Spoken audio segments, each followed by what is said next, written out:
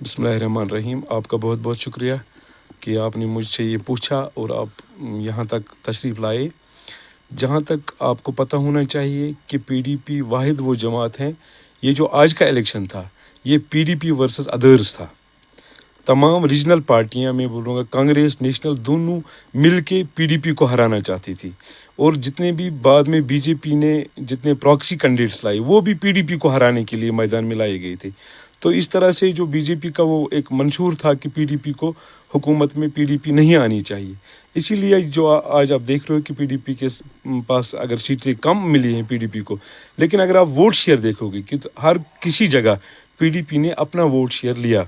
जैसा कि मैं आपको बता दूं, हमारे महबूब बेग साहब हार गए 500 या 600 वोटों से, लेकिन अगर वहाँ नेशनल का कैंडिडेट होता तो शायद वो हज़ारों की तादाद में वहाँ पर हमारी जीत होती।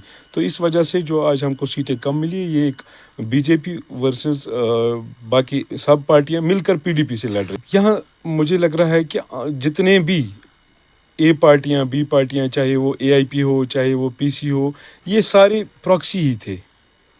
तो जितने भी फिर बाद में इंडिपेंडेंस उठाए गए ये प्रॉक्सी कैंडिडेट्स थे। इसमें जमात इस्लामी का भी कैंडिडेट था।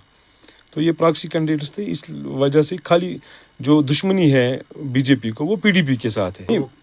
बोलना अलग होता है और करना अलग होता है। पीडीपी ने जो कुछ भी किया है अपने दम पे किया है और पीडीपी हमेशा बीजेपी के खिलाफ रही हो। और जब हमने अलायंस बीजेपी के साथ किया तब भी हमारा एक अलायंस का ये एजेंडा था। हमने जब काम किया तो हमने उस एजेंडा पे काम किया। महबूबा जी वाहिद वो लीडर है जो कश्मीरियों की तर्जुमानी करना चाहती है। उसे अपनी कुर्सी की लालच नहीं है, पैसों की लालच नहीं है। वो खुद, मुझे लगता है उससे गरीब कोई यहाँ है ही नहीं। इंडिया ब्लॉक में हम थे, हम जहाँ पर इंडिया ब्लॉक को हमारी ज़रूरत थी हमने इंडिया ब्लॉक को अपना सपोर्ट दिया। लेकिन यहाँ नेशनल कॉन्फ्रेंस ने जानबूझकर पीडीपी को, उनको कहा गया कि जब आप पीडीपी से दूर रहोगे तभी हम आपके साथ अलायंस में रहेंगे, क्योंकि उनको पता है कि महबूबा जी किसी बात पे कंप्रोमाइज़ नहीं करेगी। और ख़ासकर जब कश्मीर की बात है तो महबूबा जी वाहिद लीडर है जो किसी भी कश्मीरी की कोई भी हक की बात हो तो वहाँ पे वो कंप्रोमाइज़ नहीं करती है। इसीलिए हमको अलहदा रखा। पीडीपी बिल्कुल ग्रास रूट लेवल पे वर्करों के साथ इन टच है और हमारी पार्टी प्रेसिडेंट भी शायद आने वाले दिनों में वो हमारी एक मीटिंग हो रही है। तो हमारी ये स्ट्रेटजी रहेगी कि हम वर्करों के साथ मिलके इंशाल्लाह जो आप नेक्स्ट टाइम देखोगे यहाँ पीडीपी, हर तरफ आपको पीडीपी नज़र आएगी। अभी नहीं, हमारी बिल्कुल तैयार है। हम पंचायत इलेक्शनों के लिए बिल्कुल तैयार है। और आपको अगर पता होगा कि मैं आज दिन भर भी मैंने मावर एरिया का दौरा किया है।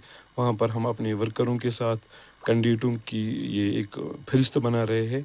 इंशाल्लाह हम इसमें बढ़ चढ़ कर हिस्सा ले लेंगे और इंशाल्लाह हमारी इसमें नुमाइंदगी ज़रूर होगी। मैं उम्मीद करता हूँ ग्राउंड बनाना अलग बात है। मैं कोशिश करूँगा इन 5 सालों में जहाँ कहीं भी ज़्यादती होगी, जुल्म होगा किसी वर्कर के साथ, चाहे वो हमारा वर्कर हो या ना हो, उनको उनके जो हुकूक है अगर उनको ना मिले, मेरी ये तरजीह रहेगी कि अगर मुझे किसी के साथ भी कोई भी फाइट करनी पड़ेगी, चाहे वो एडमिनिस्ट्रेशन हो, चाहे वो वक्त के एमएलए हो, मैं नाइंसाफ़ी पूरी लंगेट कॉन्स्टिट्यूंसी में नहीं होने दूंगा। हाँ देखो, ये तो ज़रूरी बात है, चाहे हमने कितने कम वोट्स लिए या ज़्यादा वोट्स लिए हैं, लेकिन हमें जो भी एमएलए बना है हम उसको कंग्रेचुलेट करते हैं। लेकिन उससे हम साथ ये भी कहें कि जो आप जिस काम के लिए आपको बनाया गया है, आप लोगों के, मेरे ख्याल से एक एमएलए हो, एमपी हो, ये लोगों का सर्वेंट इसे कहा जाना चाहिए। जिस तरह हम एक मज़दूर को दिन की दिहाड़ी देकर उससे मज़दूरी लेते हैं, इस तरह हम इस एमएलए को वोट दे के बनाते हैं। इस हमारा हक बनता है कि इसका गरेबान पकड़ें और इससे अपना जो हक है वो छीन के हम ले लेंगे। और इससे काम करवाना हमारी वक्त की ज़रूरत है और इससे हम काम करवाएंगे। Thank you sir.